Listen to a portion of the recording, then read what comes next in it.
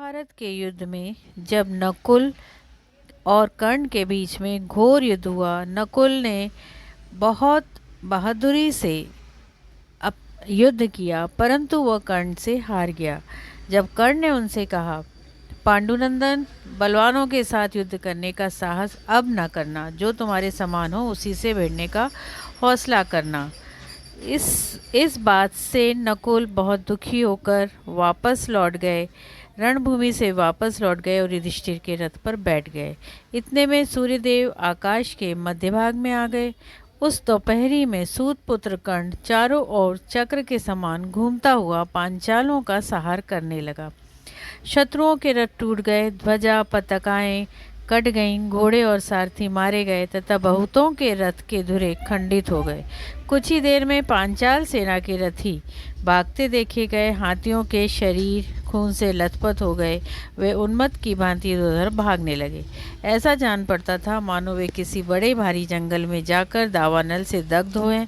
उस समय सब और कर्ण के धनुष से छूटे हुए बाणों से कटे अनेकों सिर, भुजा, जंघाएं दिखाई दे रही थी। संग्राम भूमि में संजय वीरों पर कर्ण की बड़ी भीषण मार पड़ रही थी, तो भी पतंग जैसे अग्नि पर टूट पड़ते हैं, उसी प्रकार ये कर्ण की ओर बढ़ते जा रहे थे।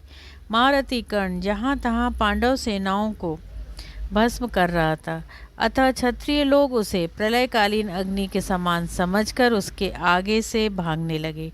पांचाल वीरों में से भी योद्धा मरने से बचे थे, वे सब मैदान छोड़कर भाग गए।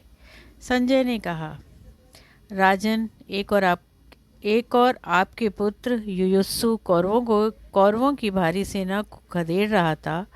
यह देखकर उलक बड़ी फुर्ती से उसके सामने आया। उसने क्रोध में भरकर एक तीर से युयुत्सु का धनुष काट डाला और कर्णी बाण से उसे भी घायल कर दिया।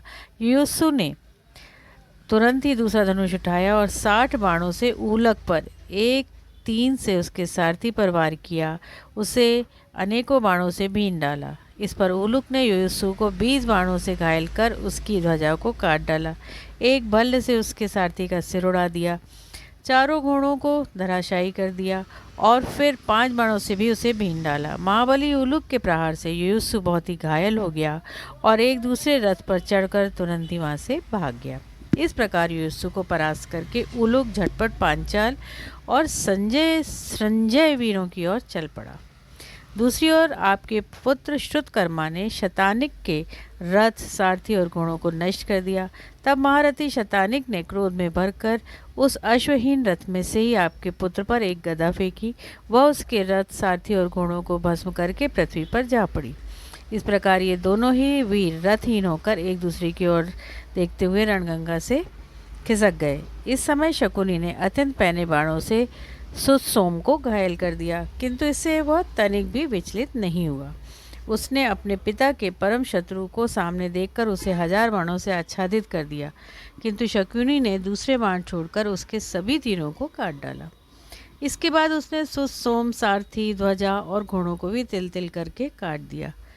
तब सुतसोम अपना श्रेष्ठ धनुष लेकर रथ में कूदकर पृथ्वी पर खड़ा हो गया और बाणों की वर्षा करके आपके साले के रथ को आच्छादित करने लगा, किंतु शकुनी ने अपने बाणों की बौछार से उन सब बाणों को नष्ट कर दिया। फिर अनेकों तीखे तीर से उनके सुतसोम के धनुष और तरकशों को भी काट डाला।